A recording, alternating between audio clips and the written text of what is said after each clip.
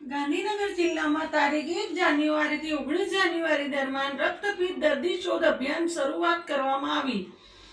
રક્તપિત્ત રોગના બેક્ટેરિયાથી ફેલાતો અત્યંત ધીમો ચેપી રોગ છે, જે ચેપ લાગ્યાના 6 માસથી લઈ 5 વર્ષ અને ક્યારેક 30 થી 40 વર્ષ સુધીમાં રોગના લક્ષણો શરૂ થઈ શકે છે।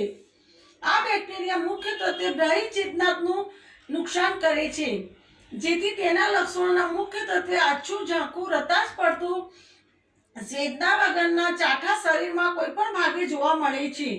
હાથ પગમાં બહેરાશ, શ્વેતનાનો અભાવ છે। જો મોડું નિદાન થાય તો હાથ પગના આંખમાં વિકૃતિ જેવી કે આંગળીઓ વળી જવી, આંખ પૂરી બંધ ના થવી વગેરે પણ જોવા મળે છે, જેની સમયસર નિદાન અને સારવારથી આ રોગ સંપૂર્ણપણે મટી શકે છે અને વિકૃતિ અટકાવી શકાય છે।